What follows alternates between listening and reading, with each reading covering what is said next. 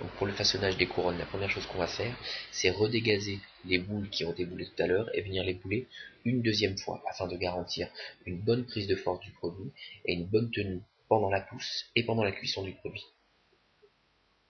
Donc voilà, donc on boule les deux futures couronnes et on les laisse détendre sur notre tour pendant qu'on va réaliser une autre action, comme par exemple le préfaçonnage des tresses à une branche ou le boulage des boules au sucre. Donc on voit bien que les boules ont détendu. Ensuite on va venir chercher le centre, le milieu de chacune de ces boules avec la paume de votre main, en l'aplatissant légèrement et en le faisant à l'œil nu, hein. Vous pouvez le faire avec l'expérience, vous y arriverez. Donc là on trouve le centre de notre couronne, on va venir percer avec la pointe de votre doigt ou avec un petit rouleau le milieu de la boule et on va laisser détendre cette pâte un petit moment sur le tour pendant qu'on fait par exemple le préfaçonnage des tresses à une branche. Donc on écarte un petit peu le trou de cette couronne et on laisse détendre notre future couronne.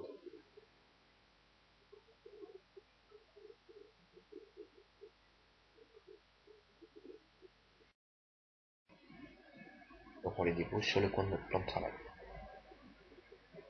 Donc là on voit bien que le démonstrateur du geste a attendu d'avoir préfaçonné ses tresses à une branche. On les voit bien qu'elles sont toujours sur son plan de travail. Et pendant ce temps, donc, ces couronnes ont détendu.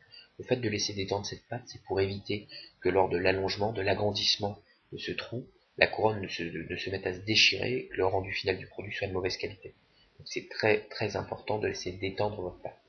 On va venir agrandir le trou de notre couronne tout en gardant un cylindre entre guillemets homogène, sans étranglement. Donc c'est un jeu en fait qu'il doit réaliser entre ses pouces et ses doigts et faire glisser, faire tourner ces trous entre guillemets de pâte et en effectuant des pressions à différents endroits de son morceau de pâte pour enlever les étranglements et permettre d'avoir une couronne régulière, crue et bien entendu cuite. Donc après, il y a deux écoles différentes selon l'écartement de la couronne. Certains jurys préféreront avoir une couronne qui soit refermée une fois le produit cuit, et d'autres qui préféreront avoir un trou toujours existant une fois le produit cuit. Donc ça, c'est à vous de demander en fait à votre jury ce qu'il préfère. Donc on passe légèrement ses mains dans la farine, surtout au mois de juin, fin mai, début juin, au moment de l'examen, vous aurez tendance à avoir les mains chaudes, et donc si votre produit vous ne l'avez pas laissé refroidir assez au réfrigérateur, vous aurez tendance à avoir un produit collant. Donc pour éviter ça, on fleure légèrement ses mains. Et ensuite, vous allez venir le poser sur votre plaque de cuisson, donc légèrement en diagonale pour garantir une bonne cuisson. Et on le retourne, c'est-à-dire la soudure qui correspondait à la soudure de la boule tout à l'heure, doit se retrouver également en contact avec la plaque noire. Donc il faut bien repérer l'endroit, le sens dans lequel vous prenez votre boule pour qu'il se retrouve toujours de la même façon avec la soudure en dessous sur la plaque noire.